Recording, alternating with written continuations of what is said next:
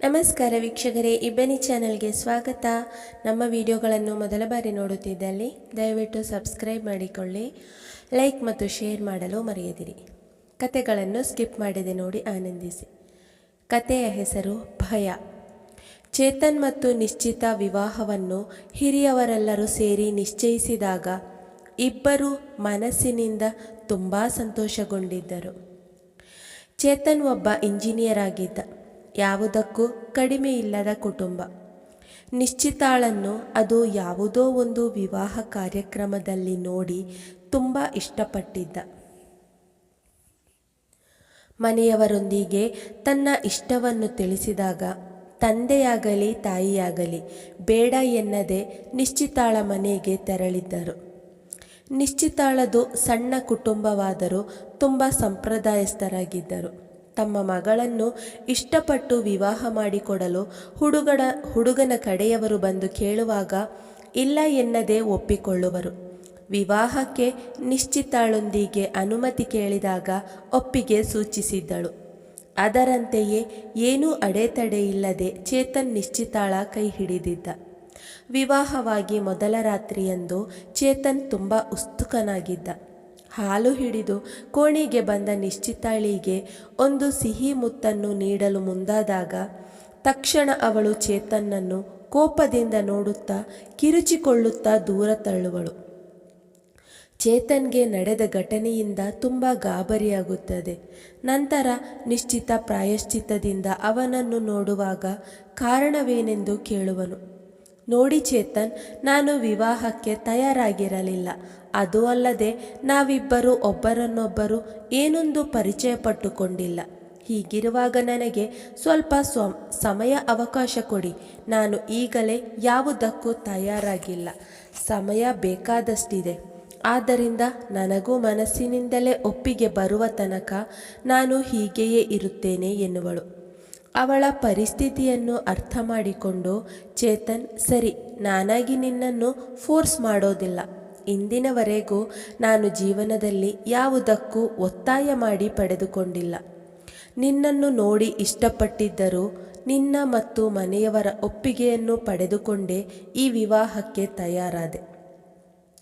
ಅದೇ ರೀತಿ ನಿನಗೆ ಯಾವಾಗ ಸರಿ ಎನ್ನಿಸುತ್ತದೆಯೋ ಆವಾಗಲೇ ನಾವು ದಾಂಪತ್ಯ ಜೀವನ ಶುರು ಮಾಡೋಣ ಎಂದು ಒಪ್ಪಿಕೊಳ್ಳುವನು. ನಂತರ ಚೇತನ್ ಮತ್ತು ನಿಶ್ಚಿತ ತಮ್ಮ ಜೀವನದ ವಿಷಯಗಳನ್ನೆಲ್ಲ ಮಾತನಾಡುತ್ತಾ ಮತ್ತು ಕುಟುಂಬದ ವಿಷಯಗಳನ್ನೆಲ್ಲ ಮಾತನಾಡುತ್ತಾ ಕೂರುವರು. ಚೇತನ್ ಮನಸ್ಸಿನಲ್ಲಿ ನಿರಾಶೆ ಎನಿಸಿದರೂ ಮರುದಿನ ಗೆಳೆಯರೊಂದಿಗೆ ಏನೆಂದರೂ ಉತ್ತರ ನೀಡಲಿ ಸಾಧ್ಯವಿಲ್ಲವಲ್ಲ ಎಂದುಕೊಳ್ಳುತ್ತಾ ಬೇಸರ ಪಟ್ಟುಕೊಳ್ಳುವನು. ಹೀಗೆ ಮಾತನಾಡುತ್ತಾ ಇಬ್ಬರು ನಿದ್ರೆಗೆ ಜಾರುವರು. ಮರುದಿನ ನಿಶ್ಚಿತ ಎದ್ದು ಸ್ನಾನ ಮಾಡಿ ದೇವರ ಪೂಜೆ ಮುಗಿಸಿ ಮನೆಯೆಲ್ಲ ಗುಡಿಸಿ ಒರೆಸುವಳು.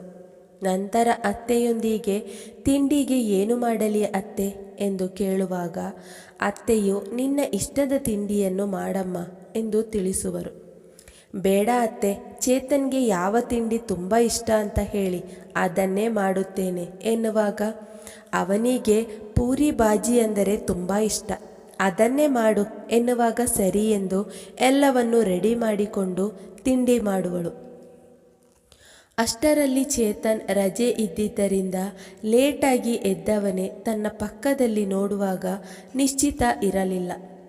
ನಾನಾಗಲೇ ಲೇಟಾಗಿ ಎದ್ದಿದ್ದೇನೆ ಎಂದುಕೊಳ್ಳುತ್ತಾ ಸ್ನಾನ ಮಾಡಿ ಕೆಳಕ್ಕೆ ತಿಂಡಿ ತಿನ್ನಲು ಬರುವನು.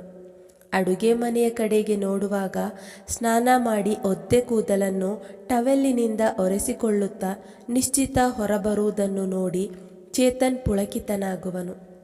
ನಿಜಕ್ಕೂ ನನ್ನ ಹೆಂಡತಿ ಅಪ್ಸರೆಯಂತೆ ಕಾಣುತ್ತಿದ್ದಾಳೆ ಎಂದುಕೊಳ್ಳುತ್ತಾ ಅವಳ ಬಳುಕುವ ಸೊಂಟವನ್ನು ನೋಡುವನು. ನಿಶ್ಚಿತ ಅವನನ್ನು ನೋಡುತ್ತಾ ಕಾಫಿ ಕೊಡುವಳು. ಅವಳ ಈ ನಿರಾಸೆಗೆ ಏನು ಕಾರಣವಿರಬಹುದು ಎಂದು ಚೇತನ್ ಚಿಂತಿತನಾಗುವನು. ತಿಂಡಿ ತಿನ್ನಲು ಕುಳಿತಾಗ ಚೇತನ್ ತಿಂಡಿಯಿಂದ ತುಂಬ ಸಂತೋಷಗೊಂಡು ತಾಯಿಯನ್ನು ಕೊಂಡಾಡುವನು. ಇದೆಲ್ಲ ನಿನ್ನ ಹೆಂಡತಿ ಮಾಡಿರೋದು. ಇನ್ನು ಅಡುಗೆ ಕೆಲಸವನ್ನು ಅವಳೇ ಮಾಡುತ್ತಾಳೆ. ನಿನಗೆ ಇಷ್ಟವಾಯಿತಾ ಎಂದು ಕೇಳುವಾಗ ತುಂಬ ಇಷ್ಟವಾಯಿತಮ್ಮ ಎನ್ನುತ್ತಾ ತಿಂಡಿ ತಿಂದು ಗೆಳೆಯರನ್ನು ಕಾಣಲು ಹೋಗುವನು. ನಿಶ್ಚಿತಾಳ ಅತ್ತೆ ಕೆಲಸವೆಲ್ಲ ಮುಗಿದ ನಂತರ ಸೊಸೆಯೊಂದಿಗೆ, ನೋಡು ನಿಶ್ಚಿತ, ನನ್ನ ಮಗ ಚೇತನ್ ಸ್ವಲ್ಪ ಹಠಮಾರಿ, ಆದರೆ ಚಿನ್ನದಂತಹ ಬುದ್ಧಿ ಅವನದು. ಆದ್ದರಿಂದ ಅವನೊಂದಿಗೆ ಯಾವುದೇ ಕಾರಣಕ್ಕೂ ಕಿರಿಕಿರಿ ಮಾಡದೆ ಸಂತೋಷದಿಂದ ಜೀವನ ನಡೆಸಬೇಕು ಎಂದು ಬುದ್ಧಿ ಮಾತು ಹೇಳುವರು. ಅವರ ಮಾತಿಗೆ ಸರಿ ಎಂದು ಒಪ್ಪಿಕೊಳ್ಳುವಳು. ದಿನ ಕಳೆದಂತೆ ಚೇತನ್ ರಜೆ ಮುಗಿದು ಕೆಲಸಕ್ಕೆ ಹೋಗುವ ದಿನ ಬಂದಿರುತ್ತದೆ. ಮನೆಯಲ್ಲಿದ್ದು ಹೆಂಡತಿಯಿಂದ ಯಾವುದೇ ಸಂತೋಷವಿಲ್ಲದೆ ಚೇತನ್ ಸಪ್ಪಗಾಗಿ ಹೋಗಿದ್ದ. ಮಾರನೇ ದಿನ ನಿಶ್ಚಿತ ಚೇತನ್ಗೆ ತಿಂಡಿ ಮಾಡಿಕೊಟ್ಟು ಮಧ್ಯಾಹ್ನದ ಟಿಫಿನ್ ಕೊಟ್ಟು ಕಳುಹಿಸುವಳು. ಅವನ ಎಲ್ಲ ಕಾರ್ಯಗಳನ್ನು ಚಾಚೂ ತಪ್ಪದೆ ಮಾಡಿ ಮುಗಿಸುತ್ತಿದ್ದಳು. ಅಂದು ಸಂಜೆ ಕೆಲಸ ಹೆಚ್ಚಿದ್ದರಿಂದ ಚೇತನ್ ಮನೆಗೆ ಬರುವಾಗ ರಾತ್ರಿಯಾಗಿತ್ತು. ನಿಶ್ಚಿತ ಹಾಸಿಗೆಯಲ್ಲಿ ಮಲಗಿ ಮೊಬೈಲ್ ನೋಡುತ್ತಾ ಬಿದ್ದುಕೊಂಡಿದ್ದಳು. ಅವಳ ಸೀರೆ ಮೊಣಕಾಲಿನವರೆಗೆ ಬಂದಿತ್ತು. ಚೇತನ್ ಬಂದವನೇ ನಿಶ್ಚಿತಾಳನ್ನು ಈ ರೀತಿ ನೋಡಿ ತುಂಬ ರಸಿಕನಂತಾಗುವನು.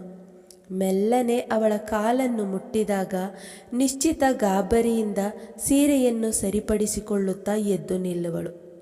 ನೀವು ಬಂದಿದ್ದೇ ತಿಳಿಯಲಿಲ್ಲ ಎನ್ನುತ್ತಾ ಕಾಫಿ ಮಾಡಲು ಹೊರಟಾಗ ಅವಳನ್ನು ಹಾಗೆ ಗೋಡೆಗೆ ಒರಗಿಸಿಕೊಂಡು ಮುತ್ತನ್ನಿಡಲು ಹೊರಟಾಗ ನಿಶ್ಚಿತ ಅವನನ್ನು ತಡೆಯುವಳು. ನನಗೀಗ ಕಾಫಿ ತಿಂಡಿಯ ಅವಶ್ಯಕತೆ ಇಲ್ಲ. ನನ್ನ ಅವಶ್ಯಕತೆ ಏನು ಅಂತ ನೀನು ಅರ್ಥ ಮಾಡಿಕೊಳ್ಳುತ್ತಿಲ್ಲ.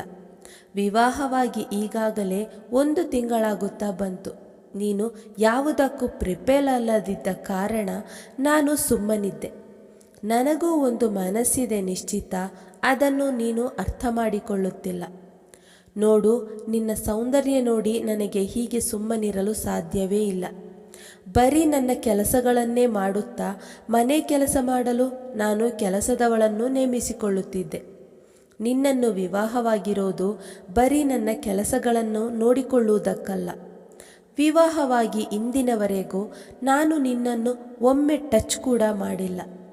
ನನ್ನ ಬೇರೆಲ್ಲ ಅವಶ್ಯಕತೆಗಳನ್ನು ಮಾಡಿ ಮುಗಿಸುವ ನೀನು ಒಬ್ಬ ಹೆಂಡತಿಯಾಗಿ ನಿನ್ನ ಕರ್ತವ್ಯವನ್ನು ನಿರ್ವಹಿಸುತ್ತಿಲ್ಲ ಎನ್ನುವ ಪರಿಜ್ಞಾನ ನಿನಗೆ ಇದೆಯಾ? ಇಂದಿನವರೆಗೂ ನಾನು ನಿನ್ನೊಂದಿಗೆ ಯಾವುದಕ್ಕೆ ಆದರೂ ಫೋರ್ಸ್ ಮಾಡಿದ್ದೇನಾ ಎಂದು ತುಸು ಕೋಪದಿಂದ ಕೇಳುವನು. ಕೆಲವು ಸಮಯದಲ್ಲಿ ನಿನ್ನ ಸೌಂದರ್ಯ ನೋಡಿ ನಾನು ನನ್ನ ಕಂಟ್ರೋಲ್ ಕೈಬಿಟ್ಟು ಹೋದರೂ ನಿನ್ನ ಪರ್ಮಿಷನ್ ಇಲ್ಲದೆ ನಿನ್ನನ್ನು ಇಂದಿನವರೆಗೆ ಮುಟ್ಟಿಲ್ಲ. ನಿನಗೆ ಸಾಕಷ್ಟು ಸಮಯಾವಕಾಶ ಕೊಟ್ಟರೂ ಈಗಲೂ ನಾನು ಪಕ್ಕಕ್ಕೆ ಬಂದರೆ ನೀನು ಅನ್ಯರಂತೆ ವರ್ತಿಸುತ್ತೀಯ. ಮನೆಯವರ ಮುಂದೆ ನೀನು ಒಬ್ಬ ಹೆಂಡತಿಯ ಎಲ್ಲ ಕರ್ತವ್ಯಗಳನ್ನು ಮಾಡಿ ಮುಗಿಸುತ್ತಿದ್ದೀಯ. ಅದರಲ್ಲಿ 2 ಮಾತಿಲ್ಲ. ಒಬ್ಬ ಆದರ್ಶ ಹೆಂಡತಿಯಾಗಿ ನೀನು ನನಗೆ ಎಲ್ಲ ಬೇಕಾದ ಕೆಲಸಗಳನ್ನು ಮಾಡಿಕೊಡುತ್ತಿದ್ದೀಯ. ಆದರೆ ನಮ್ಮಿಬ್ಬರ ಏಕಾಂತದಲ್ಲಿ ನೀನು ಹೆಂಡತಿಯಾಗಿ ಉಳಿದಿಲ್ಲ ನಿಶ್ಚಿತ. ನೋಡು ನಿಶ್ಚಿತ, ನನ್ನ ಕ್ಷಮೆಗೂ ಒಂದು ಪರಿಮಿತಿ ಇದೆ. ಎಲ್ಲಕ್ಕಿಂತಲೂ ನಾನು ಒಬ್ಬ ಪುರುಷ ಮನುಷ್ಯ ಜೀವಿ. ಉಪ್ಪು ಹುಳಿ ಖಾರ ತಿನ್ನುವ ದೇಹಕ್ಕೆ ಶೃಂಗಾರವು ಅಗತ್ಯ. ಇದನ್ನೆಲ್ಲ ನಿನಗೆ ತಿಳಿಸಿಕೊಡುವ ಅವಶ್ಯಕತೆ ಇಲ್ಲ. 1-2 ದಿನದಲ್ಲಿ ನೀನು ಸರಿ ಹೋಗುತ್ತೀಯ ಎಂದು ಎಷ್ಟೇ ಕಾದರೂ ತಿಂಗಳು ಕಳೆದರೂ ನೀನು ಸರಿ ಹೋಗಿಲ್ಲ. ನಾನು ಹತ್ತಿರಕ್ಕೆ ಬಂದರೆ ನಿನಗೆ ಯಾವ ಕಾರಣಕ್ಕಾಗಿ ಕೋಪ ಬರುತ್ತೆ ಎಂದು ಪ್ರಶ್ನೆಗಳ ಸುರಿಮಳೆಗೈಯುವನು. ನಿಶ್ಚಿತ ಮಾತನಾಡಲು ಬಾಯಿ ತೆರೆದರೂ ಅವಳಿಗೆ ಮಾತೇ ಹೊರಡೋದಿಲ್ಲ. ಈಗ ನೀವು ಬನ್ನಿ ತಿಂಡಿ ತಿನ್ನಿ ಎಂದು ಕರೆಯುವಾಗ ನೀನು ನಾನು ಕೇಳಿದ ಪ್ರಶ್ನೆಗಳಿಗೆ ಉತ್ತರ ನೀಡದೇ ಇದ್ದರೆ ಇಂದಿನಿಂದ ನನಗೆ ಇಲ್ಲಿ ಊಟ ತಿಂಡಿ ಯಾವುದು ಬೇಡ. ಎಲ್ಲವನ್ನು ನೀನೇ ತಿಂದು ಹಾಯಾಗಿ ಮಲಗು ಎನ್ನುತ್ತಾ ಸ್ನಾನಕ್ಕೆ ಹೋಗುವನು. ನಿಶ್ಚಿತ ಕಣ್ಣೀರಿಡುತ್ತಾ ಅಡುಗೆ ಮನೆ ಸೇರುವಳು. ಚೇತನ್ ಕೋಪದಿಂದಲೇ ಸ್ನಾನ ಮುಗಿಸಿ ಬಂದವನು ತಾಯಿಯೊಂದಿಗೆ ನಾನು ಹೊರಗೆ ಹೋಗುತ್ತಿದ್ದೇನೆ ಅಮ್ಮ ಎನ್ನುತ್ತಾ ನಿಶ್ಚಿತಾಳ ಕಡೆಗೆ ನೋಡದೆ ಹೊರಡುವನು. ಕಾಫಿ ಮಾಡಿದ್ದೇನೆ, ಬಜ್ಜಿ ತಿಂದು ಹೋಗಿ ಎಂದು ಕರೆದರೂ ಕೇಳಿಸಿಕೊಳ್ಳದೆ ಕೋಪದಿಂದ ಸೀದಾ ಬೈಕ್ ತೆಗೆದು ಹೊರಡುವನು. ನಿಶ್ಚಿತ ತುಂಬ ಬೇಸರದಿಂದ ಒಳ ನಡೆಯುವಳು. ಚೇತನ್ ಸೀದಾ ತನ್ನ ಬಾಲ್ಯದ ಗೆಳೆಯನಾದ ರವಿಯನ್ನು ಕಾಣಲು ಬರುವನು. ಚೇತನ್ ಮುಖದಲ್ಲಿ ಇದ್ದ ಬೇಸರವನ್ನು ನೋಡಿ ಕಾರಣ ಕೇಳಿದಾಗ ಚೇತನ್ ತನ್ನ ಎಲ್ಲ ವಿಷಯಗಳನ್ನು ತಿಳಿಸಿದಾಗ, ನೋಡು ಚೇತನ್, ನೀನು ಬೇಸರ ಪಟ್ಟುಕೊಳ್ಳಬೇಡ. ಅವಳಿಗೆ ಬೇರೆ ಪ್ರೀತಿ ಇರಬಹುದು ಅಥವಾ ಅವಳಿಗೆ ನಿನ್ನನ್ನು ಇಷ್ಟವಿಲ್ಲದಿರಬಹುದು. ಆದ್ದರಿಂದ ಅವಳೊಂದಿಗೆ ಈ 2 ವಿಷಯಗಳ ಬಗ್ಗೆ ನೀನು ಚರ್ಚಿಸಿ ನೋಡು ಎಂದು ಸಮಾಧಾನಪಡಿಸುವನು. ಅಂದು ರಾತ್ರಿ ಚೇತನ್ ಬೇಕಂತಲೇ ಮನೆಗೆ ಲೇಟಾಗಿ ಬರುವನು. ನಿಶ್ಚಿತ ಅವನನ್ನೇ ಕಾಯುತ್ತಾ ಊಟವನ್ನು ಮಾಡದೆ ನಿದ್ರೆಗೆ ಜಾರಿದ್ದಳು. ರಾತ್ರಿ ಮನೆಗೆ ಬಂದಾಗ ತಾಯಿಯು ಬಾಗಿಲು ತೆರೆಯುವರು. ಊಟ ಮಾಡಿ ಬಂದಿದ್ದೇನೆ ಅಮ್ಮ ಎನ್ನುವಾಗ ತಾಯಿಯು ನಿದ್ದೆ ಮಾಡಲು ಹೋಗುವರು. ಚೇತನ್ ಸೀದಾ ಕೋಣೆಗೆ ಬಂದಾಗ ನಿಶ್ಚಿತ ನಿದ್ದೆ ಮಾಡುತ್ತಿದ್ದಳು. ಕೋಪದಿಂದಲೇ ಚೇತನ್ ಅಲ್ಲಿಯೇ ಕೆಳಗೆ ಚಾಪೆ ಹಾಸಿ ನಿದ್ದೆ ಹೋಗುವನು. ನಿಶ್ಚಿತ ಬೆಳಗ್ಗೆ ಎದ್ದು ನೋಡುವಾಗ ಚೇತನ್ ನೆಲದಲ್ಲಿ ಮಲಗಿರೋದನ್ನು ನೋಡಿ ಬೇಸರ ಪಟ್ಟುಕೊಳ್ಳುವಳು. ನಂತರ ಚೇತನ್ ಎದ್ದವನು ನಿಶ್ಚಿತಾಳ ಕಡೆಗೂ ನೋಡದೆ ಸ್ನಾನಕ್ಕೆ ಹೋಗುವನು. ನಿಶ್ಚಿತ ಗಡಿಬಿಡಿಯಿಂದಲೇ ಅವನಿಗೆ ಬಿಸಿ ಬಿಸಿ ತಿಂಡಿ ಮಾಡಿ ಡೈನಿಂಗ್ ಟೇಬಲ್ ಮೇಲೆ ಇಡುವಳು. ಚೇತನ್ ರೆಡಿ ಆಗಿ ಬಂದವನೇ ಟೇಬಲ್ನಲ್ಲಿದ್ದ ತಿಂಡಿಯನ್ನೂ ನೋಡದೆ ತಾಯಿಯೊಂದಿಗೆ ತಾನು ಆಫೀಸಿಗೆ ಹೋಗುತ್ತಿದ್ದೇನೆ, ಲೇಟಾಗಿ ಹೋಗಿದೆ ಎನ್ನುತ್ತಾ ಸೀದಾ ಬೈಕ್ ತೆಗೆದು ಹೋಗುವನು. ಇದನ್ನೆಲ್ಲ ನೋಡಿ ಅವಳು ಕಣ್ಣೀರು ಸುರಿಸುವಳು. ಏನೇ ಆಗಲಿ ನನ್ನ ಮನಸ್ಸಿನಲ್ಲಿರುವ ಆ ಗುಟ್ಟನ್ನು ಇಂದು ಚೇತನ್ ಬಳಿ ತಿಳಿಸಲೇಬೇಕು ಎಂದು ನಿರ್ಧರಿಸುವಳು. ಸಂಜೆ ಚೇತನ್ ಲೇಟಾಗಿ 7 ಗಂಟೆಗೆ ಬರುವನು. ಅಷ್ಟರಲ್ಲಿ ನಿಶ್ಚಿತ ಹೊರಟು ಬಂದು ತನಗೆ ಸ್ವಲ್ಪ ಹೊರಗೆ ಹೋಗಬೇಕು ಎನ್ನುವಾಗ ಚೇತನ್ ಇಲ್ಲ ಎನ್ನದೆ ಅವಳೊಂದಿಗೆ ಯಾವ ಮಾತನ್ನೂ ಆಡದೆ ಕರೆದುಕೊಂಡು ಹೋಗುವನು. ನಿಶ್ಚಿತ ಒಂದು ಪಾರ್ಕಿನ ಬಳಿ ಬೈಕ್ ನಿಲ್ಲಿಸಲು ಹೇಳಿ, ನಿಮ್ಮೊಂದಿಗೆ ನನಗೆ ಸ್ವಲ್ಪ ಮಾತನಾಡಲಿದೆ ಎನ್ನುವಾಗ ಚೇತನ್ ಕೇಳಿಯೋ ಕೇಳದವನಂತೆ ನಿಲ್ಲುವನು. ನಂತರ ನಿಶ್ಚಿತ, ನಿನಗೆ ವಿವಾಹಕ್ಕೆ ಮೊದಲು ಯಾವುದಾದರೂ ಪ್ರೀತಿ ಇತ್ತಾ ಎಂದು ಕೇಳುವಾಗ ಇಲ್ಲ ಎನ್ನುವಳು. ನೋಡಿ ಚೇತನ್, ನನಗೆ ಯಾವುದೇ ಪ್ರೀತಿ ಪ್ರೇಮ ಇರಲಿಲ್ಲ. ಈ ವಿಷಯವನ್ನು ನಿಮ್ಮೊಂದಿಗೆ ಹೇಗೆ ತಿಳಿಸಬೇಕು ಎಂಬುದೇ ನನಗೆ ಅರ್ಥವಾಗುತ್ತಿಲ್ಲ ಎನ್ನುವಾಗ ಪರವಾಗಿಲ್ಲ ನಿಶ್ಚಿತ, ನಿನ್ನ ಕಾರಣವನ್ನು ತಿಳಿಸು. ನನಗೆ ಹೀಗೆ ಇನ್ನೂ ಮುಂದುವರಿಯಲು ಸಾಧ್ಯವಿಲ್ಲ ಎನ್ನುವಾಗ ನಿಶ್ಚಿತ ತಾನು ಸಣ್ಣವಳಿದ್ದಾಗ ಪಕ್ಕದ ಮನೆಯ ಅಂಕಲ್ ತನ್ನೊಂದಿಗೆ ಅಸಭ್ಯವಾಗಿ ವರ್ತಿಸುತ್ತಿದ್ದರು ಮತ್ತು ಮನೆಯಲ್ಲಿ ಯಾರೂ ಇಲ್ಲದೇ ಇದ್ದಾಗ ಅವರು ತನ್ನ ಅಂಗಾಂಗಗಳನ್ನು ಮುಟ್ಟಿ ಸುಖ ಪಡುತ್ತಿದ್ದರು. ನಾನು ಪ್ರತಿರೋಧಿಸುತ್ತಿದ್ದರೂ ನನ್ನನ್ನು ಹೊಡೆದು ಬಡೆದು ಪೀಡಿಸುತ್ತಿದ್ದರು. ತಂದೆ ತಾಯಿಗೆ ಈ ವಿಷಯ ತಿಳಿಸಿದರೆ ಅವರನ್ನು ಕೊಲೆ ಮಾಡುತ್ತೇನೆ ಎಂದು ಕೂಡ ನನ್ನನ್ನು ಹೆದರಿಸಿದ್ದರು. ಇದರಿಂದ ನಾನು ತುಂಬ ಕಂಗಾಲಾಗಿ ಹೋಗಿದ್ದೆ. ಎಲ್ಲ ಗಂಡಸರು ಹೀಗೆ ಇರುತ್ತಾರೆ ಎಂದು ನನ್ನ ಮನಸ್ಸಿಗೆ ಬಂದಿತ್ತು. ತಂದೆಗೆ ಟ್ರಾನ್ಸ್ಫರ್ ಆದ ನಂತರ ಆ ಊರನ್ನು ಬಿಟ್ಟು ಬಂದರೂ ಸಣ್ಣವಳಿದ್ದಾಗ ನನಗೆ ಆದ ಈ ಆಘಾತದಿಂದ ನಾನಿನ್ನೂ ಹೊರಬಂದಿಲ್ಲ. ಈ ವಿಷಯವನ್ನು ನಾನು ಇಂದಿನವರೆಗೂ ಯಾರೊಂದಿಗೂ ತಿಳಿಸಿಲ್ಲ ಚೇತನ್. ನಿಮ್ಮೊಂದಿಗೆ ಸಂತೋಷದ ಜೀವನ ನಡೆಸಲು ನಾನು ಇಷ್ಟಪಟ್ಟು ಈ ವಿವಾಹಕ್ಕೆ ಒಪ್ಪಿದ್ದೆ. ಆದರೆ ಮೊದಲ ರಾತ್ರಿಯಂದು ನೀವು ನನ್ನ ಬಳಿ ಮುತ್ತು ನೀಡಲು ಬಂದಾಗಲೇ ನನಗೆ ಬಾಲ್ಯದ ಘಟನೆ ನೆನಪಾಗಿ ಯಾವುದಕ್ಕೂ ಮನಸ್ಸಾಗಲಿಲ್ಲ. ಪ್ರತಿ ಸಾರಿ ನೀವು ನನ್ನ ಬಳಿ ಬಂದಾಗ ನನ್ನಲ್ಲಿ ಏನೋ ತಪ್ಪು ನಡೆದಿದೆ ಎಂದು ತಪ್ಪು ಭಾವನೆ ಸುಳಿದು ನಿಮ್ಮನ್ನು ಹತ್ತಿರ ಸೇರಿಸಲು ಮನಸ್ಸಾಗಲಿಲ್ಲ ಎಂದು ಕಣ್ಣೀರಿಡುವಳು. ಅಯ್ಯೋ ಹುಚ್ಚು ಹುಡುಗಿ, ಇಷ್ಟು ಸಣ್ಣ ಕಾರ್ಯಕ್ಕಾಗಿ ನನ್ನನ್ನು ಇಷ್ಟು ದಿನ ಗೋಳಾಡಿಸಿಕೊಂಡೆಯಾ? ಇಂತಹ ಘಟನೆಯನ್ನು ನಾನು ನಿಜವಾಗಲೂ ಖಂಡಿಸುತ್ತೇನೆ. ಅಂಥವರನ್ನು ಗಲ್ಲಿಗೇರಿಸಬೇಕು. ಅದು ನೀನು ಮಾಡಿರುವ ತಪ್ಪಲ್ಲ. ನಿನ್ನನ್ನು ಹೆದರಿಸಿ ಆ ವ್ಯಕ್ತಿಯು ತನ್ನ ಆಸೆ ತೀರಿಸಿಕೊಳ್ಳುತ್ತಿದ್ದ. ಅಂತಹ ಗಂಡಸರನ್ನು ಗುಂಡಿಟ್ಟು ಕೊಲ್ಲಬೇಕು. ಅದು ಬಾಲ್ಯದಲ್ಲಿ ನಡೆದ ಕಹಿ ಘಟನೆ ಎಂದು ನೀನು ಮರೆತು ಬಿಡು.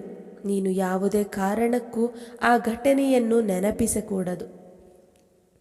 ನಿನ್ನ ಮನಸ್ಸಿನಲ್ಲಿಯೂ ಆ ವಿಚಾರವನ್ನು ಯೋಚಿಸಕೂಡದು. ಇನ್ನು ಮುಂದಿನ ಜೀವನ ಸಂತೋಷದಿಂದ ನನ್ನೊಂದಿಗೆ ಕಳೆಯಲು ನೀನು ಸಿದ್ಧಳಾಗಬೇಕು. ನಿನ್ನ ಮನಸ್ಸಿನಲ್ಲಿರುವ ಭಯವನ್ನು ತೆಗೆದುಹಾಕು ಎನ್ನುವಾಗ ನಿಶ್ಚಿತ ನಾಚಿ ನೀರಾಗುವಳು. ಅವಳ ನಾಚಿಕೆಯನ್ನು ಒಪ್ಪಿಗೆ ಎಂದು ಒಪ್ಪಿಕೊಳ್ಳಲೇ ಎನ್ನುವಾಗ ಸರಿ ಎನ್ನುತ್ತಾ ತಲೆಯಾಡಿಸುವಳು. ಹಾಗಿದ್ದರೆ ಇಂದು ರಾತ್ರಿಯೇ ನಮ್ಮ ಮೊದಲ ರಾತ್ರಿ ಎನ್ನುತ್ತಾ ಅವಳನ್ನು ಕರೆದುಕೊಂಡು ರೆಸ್ಟೋರೆಂಟ್ಗೆ ಹೋಗಿ ಊಟ ಮುಗಿಸಿ ಮನೆಯ ಕಡೆ ಹೊರಡುವರು. ನಿಶ್ಚಿತಾಳ ಜೀವನದಲ್ಲಿ ಬಾಲ್ಯದಲ್ಲಿ ನಡೆದ ಕಹಿ ಘಟನೆಯಿಂದ ಅವಳು ಹೊರಬಂದಿದ್ದಳು. ಈಗ ಚೇತನ್ನ ಹೆಂಡತಿಯಾಗಿ ಅರ್ಪಿಸಿಕೊಂಡಿದ್ದಳು. ಸಂತೋಷದಿಂದ ಪ್ರೀತಿಯಿಂದ ಇಬ್ಬರು ಜೀವನ ನಡೆಸುವರು. ಮುಗಿಯಿತು. ಈ ಕಥೆಯ ಅನಿಸಿಕೆಗಳನ್ನು ಕಮೆಂಟ್ನಲ್ಲಿ ತಿಳಿಸಿ. ಪ್ರಿಯ ವೀಕ್ಷಕರೇ, ನಮ್ಮ ಈ ಕತೆ ಇಷ್ಟವಾಗಿದೆ ಎಂದು ಭಾವಿಸುತ್ತೇವೆ. ನಮ್ಮ ಚಾನೆಲ್ಗೆ ತಪ್ಪದೇ ಸಬ್ಸ್ಕ್ರೈಬ್ ಆಗಿ ಪಕ್ಕದಲ್ಲಿರುವ ಬೆಲ್ಲೈಕನನ್ನು ಪ್ರೆಸ್ ಮಾಡಿ. ಧನ್ಯವಾದಗಳು.